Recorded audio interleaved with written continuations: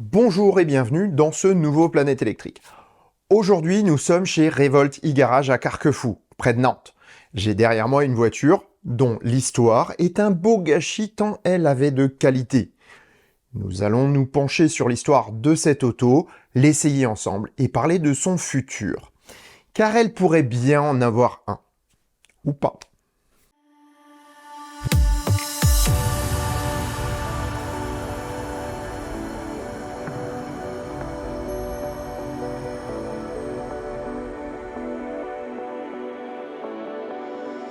Si ça te plaît, mets un pouce vers le haut et commente. Si ça te plaît beaucoup, abonne-toi.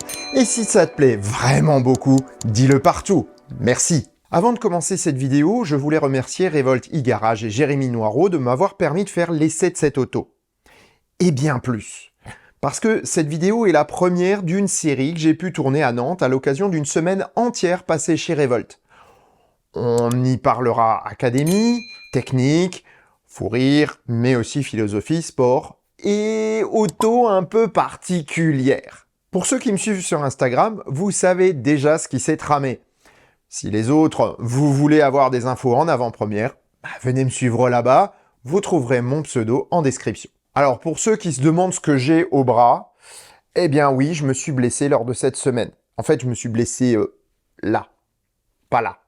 Ça, c'est une tendinite que je traîne depuis plusieurs mois et que il faut absolument que je soigne parce que j'ai envie de retrouver la forme et donc de perdre du poids, de refaire du sport, afin peut-être de finalement garder ma moto et avoir d'autres activités avec elle.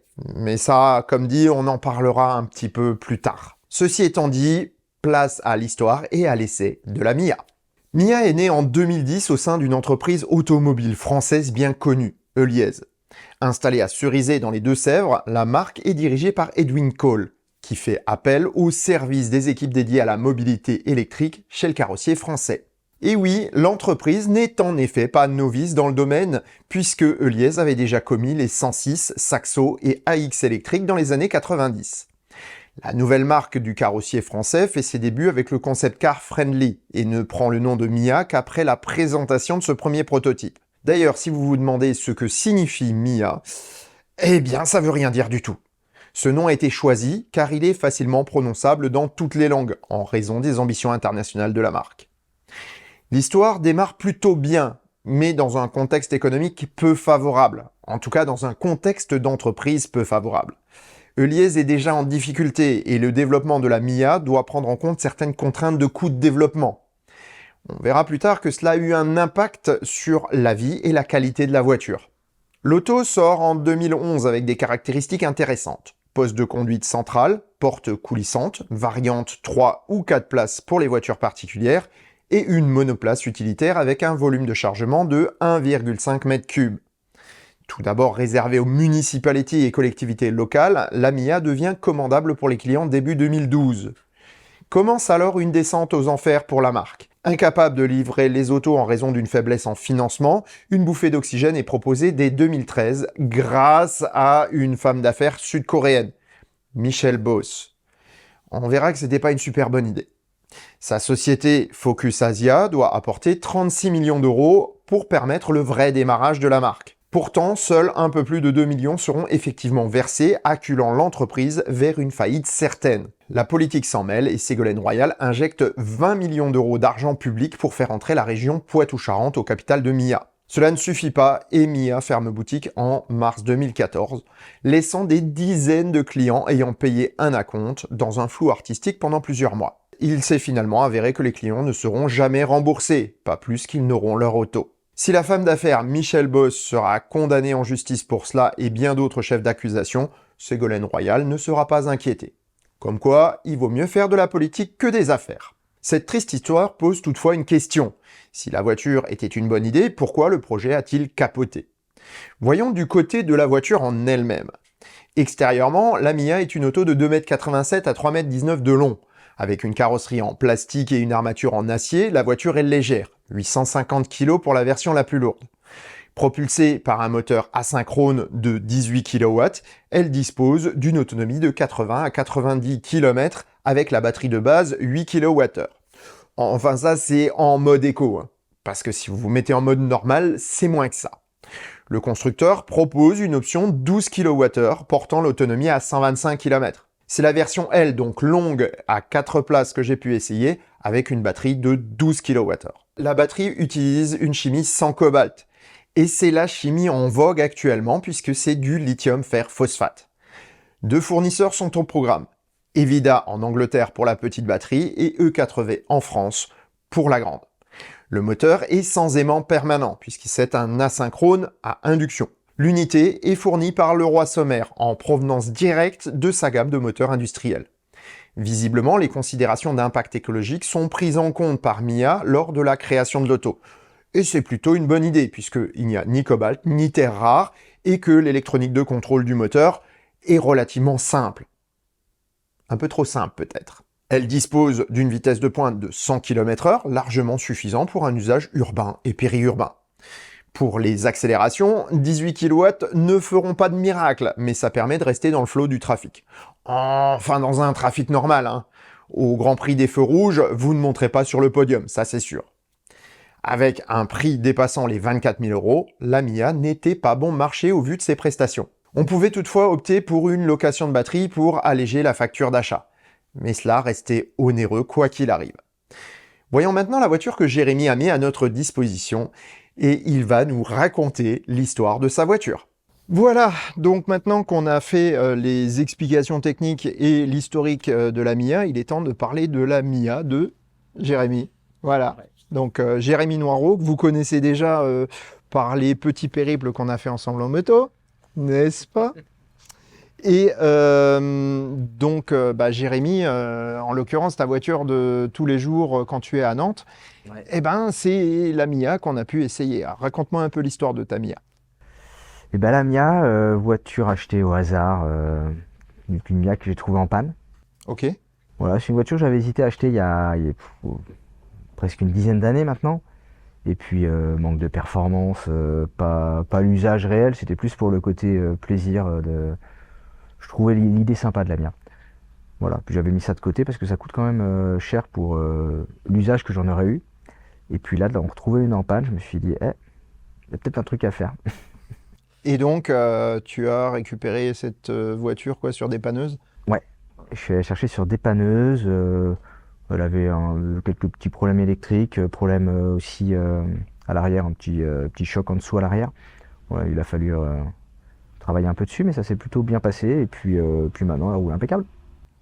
Et bien sûr, il y a quand même quelques petits twists encore sur la voiture, parce que c'est une auto qui a été construite un peu... la construction était un peu légère. Ça reste une Mia, ouais, avec tous ses aléas. Ok. Et entre autres, le bouton de la porte conducteur extérieur qui veut plus. Ouais, le bouton du coffre aussi qui marche qu'avec la centralisation. Mais c'est que des petits détails en fait, faut prendre le temps de s'en occuper. Mais rien de rédhibitoire. Ok. Et globalement, ça fait combien de temps que tu roules avec cette voiture? Là, ça va faire je dirais plus de 6 mois, ouais, 9 mois à peu près. 9 mois, ok. J'utilise toutes les semaines, 3-4 jours par semaine. Pour toi, quelles seraient les qualités et les défauts de cette voiture par rapport à ton usage quotidien, vu que tu l'utilises régulièrement? Qualité en ville, c'est parfait. Petit, léger, ça passe partout. Ça consomme rien, facile à recharger. Ouais, en fait, ça fait le job en ville. Moi, c'est pour l'usage quotidien parfait. Les défauts, c'est plutôt une voiture de mi-saison. Quand il commence à faire chaud, ça manque de ventilation, il fait très chaud à l'intérieur. On peut pas rouler les portes ouvertes. Enfin, on peut faire une petite modification pour rouler les portes ouvertes, j'ai pas encore fait. Et puis l'opposé, c'est l'hiver. L'hiver, faut mettre le chauffage pour avoir un peu de désembuage, il fait assez froid dedans. Et ça grève l'autonomie, mais moi je fais 3 km par jour.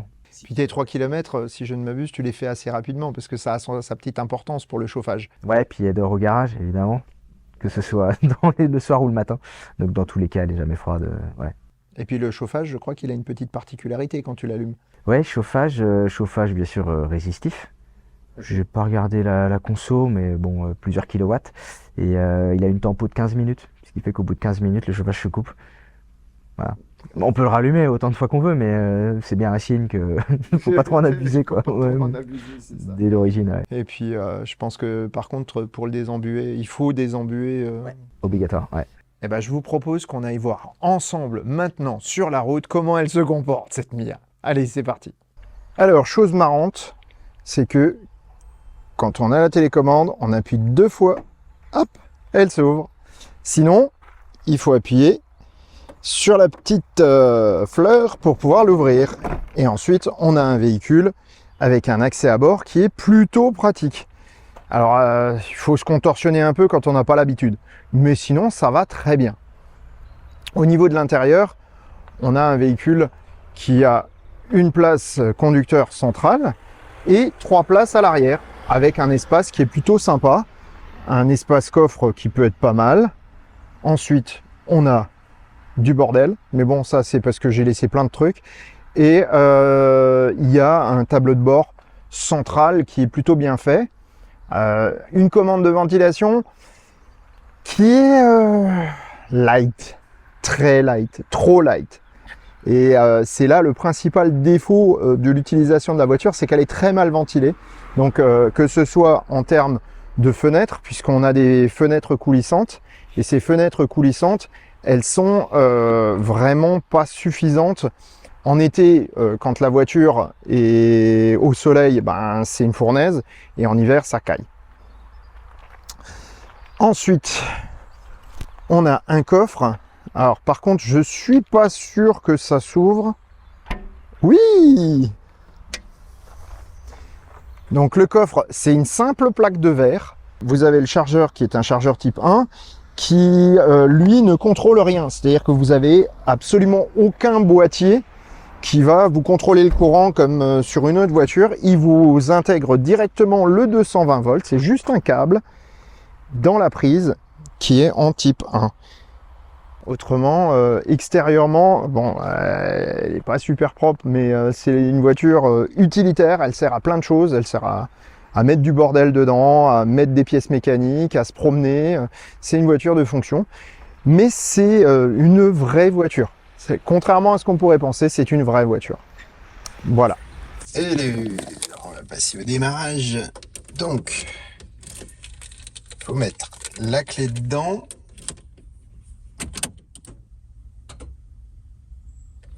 Mettre le pied sur le frein et démarrer. Mais si les portes sont pas fermées, elle démarre pas. Pour ça, il faut fermer la porte. Et voilà, là, elle est déjà en marche avant. Il suffit d'enlever les freins à main et on peut rouler. Et pour passer la marche arrière. Et voilà. Alors, c'est pas très voyant parce que je pense qu'il y a une LED qui a lâché. Mais, hop. Le mode éco qui empêche de rouler un peu vite. Les warnings. On retrouve des commodos qui ressemblent étrangement aux commodos qu'on va retrouver sur une Saxo. D'ailleurs, le tableau de bord ressemble un petit peu au tableau de bord qu'on va retrouver sur une voiture française de ce type-là. Ensuite, donc, on a la ventilation et le chauffage, qui est pas super ouf parce que, bon, là, vous êtes sur le froid, chaud, chaud, chaud. Réglage des rétroviseurs manuels, et un petit rétroviseur qui sert à que dalle.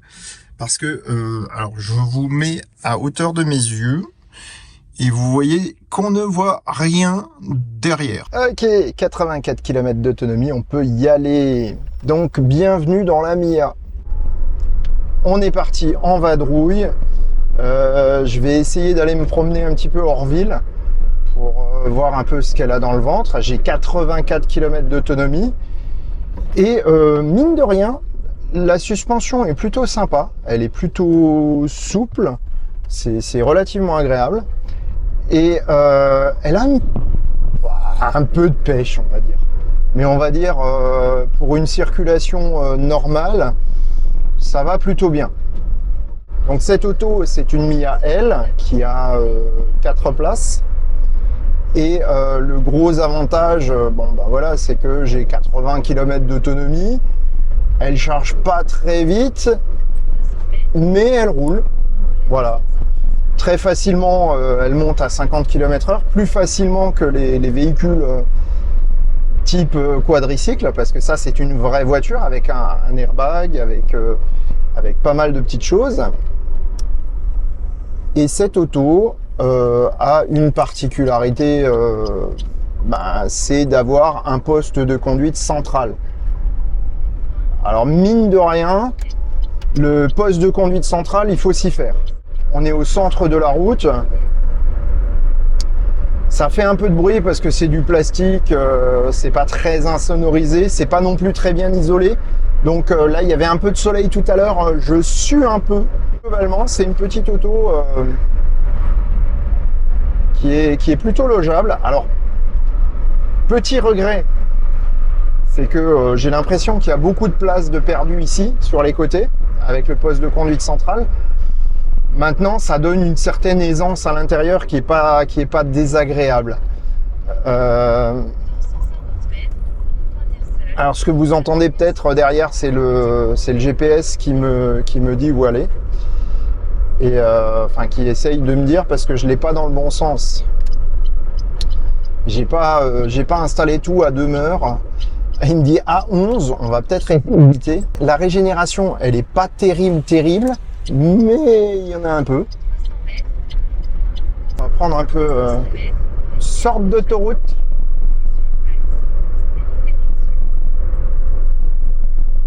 Ça fera un bon petit test. Voilà. Alors là, je suis à 80 km/h, 90. Je suis en excès de vitesse avec une Mia. Donc, comme quoi, hein. Voilà, je suis à 90, 93, 94, 95. Donc, c'est pas... Comme dit, conduire une Mia dans la circulation, c'est pas trop stressant. On n'a pas l'impression d'être chicane mobile. Même sur rocade, sur voie rapide, c'est une auto qui marche plutôt bien. Je profite qu'on soit à l'arrêt pour remettre mon téléphone dans le bon sens. Voilà, parce qu'il sert de lest pour la caméra. Donc, voilà, maintenant je vais direction Sainte-Luce, vers Touareg pour ceux qui connaissent. Donc là, je vais suivre les poids lourds. Globalement, elle est super simple. Je viens de griller un Dodge Ram. Je viens de passer devant un Dodge Ram. Voilà. Maintenant, on va pouvoir mettre gaz. Ah, j'étais déjà à fond en fait. Alors, contrairement à ce qu'on pourrait penser, la Mia, c'est pas une voiture sans permis. C'est une auto qui a réellement une tenue de route de voiture. Ah merde! Péage! Les gars, on va prendre l'autoroute. Bon, bah ce serait une première. On va tenter l'autoroute en Mia. Celle-là, je l'avais pas imaginée.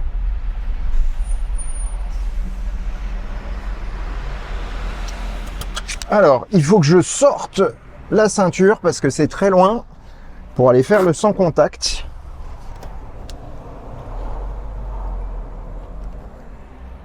Vache! Et là, je passe vite fait. Oui, je sais, j'ai pas la ceinture. Vache! Alors, je vous confirme, la position de conduite centrale en version péage, c'est pas du tout pratique. C'est trop bon. Puis là, je vais quand même aller me taper le poids lourd parce que j'en ai un peu marre d'être derrière un poids lourd.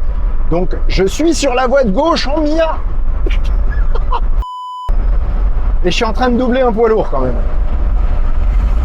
Ça faut le faire. Je me suis fait de l'autoroute en Mia et j'ai dépassé un poids lourd. Avec une voiture qui monte à 100. Bon. Par rapport à une auto normale, jusqu'à 80 km/h, il n'y a pas de changement. C'est un peu bruyant. Mais globalement, c'est une auto qui marche bien. C'est vraiment une auto qui... C'est une voiture. C'est pas une voiturette sans permis. C'est pas un véhicule type quadricycle. J'avais essayé le Carver. Le Carver est moins voiture que ça.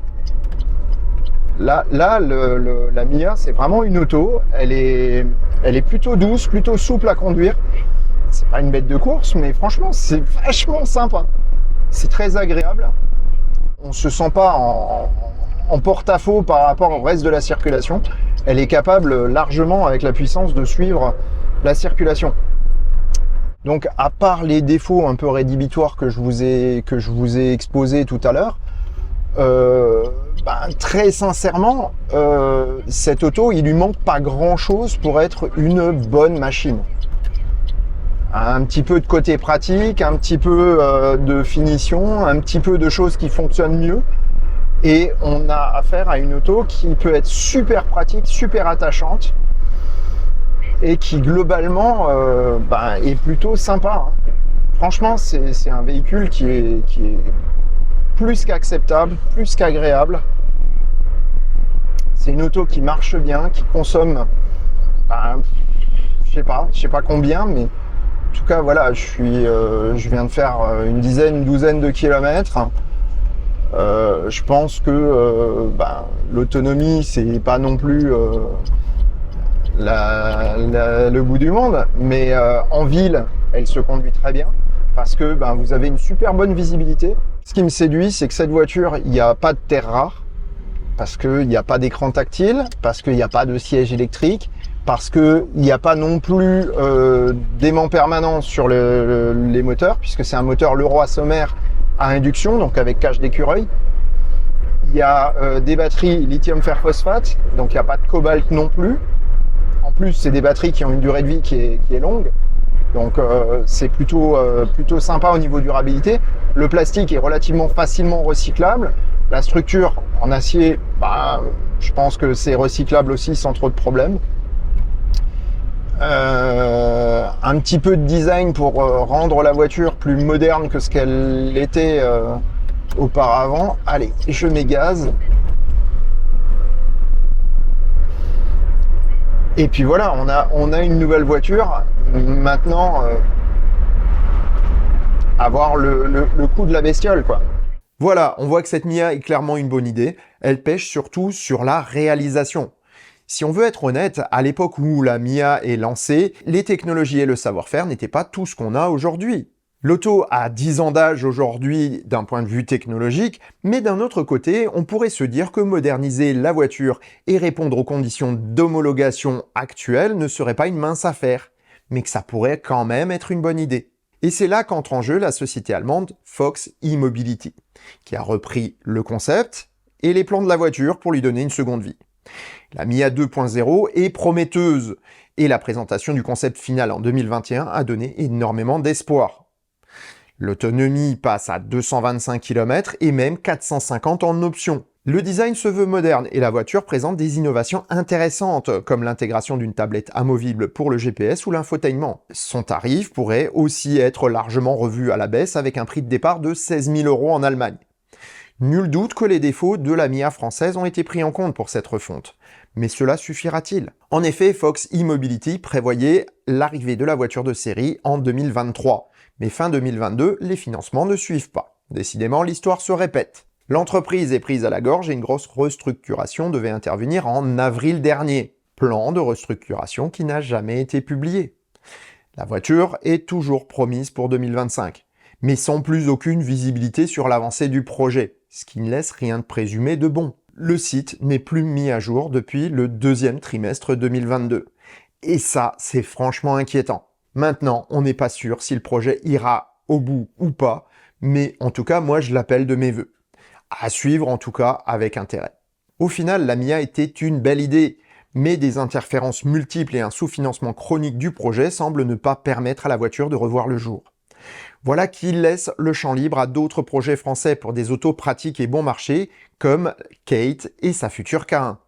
Ce nouveau constructeur, émanation de No Smoke dont j'avais parlé dans cette vidéo, va reprendre le flambeau d'une voiture populaire, simple et abordable que Mia n'a pas pu mener à la victoire. Ironie du sort, c'est de nouveau dans la petite commune de Cerizay dans les Deux-Sèvres que sera le centre de ce nouveau projet.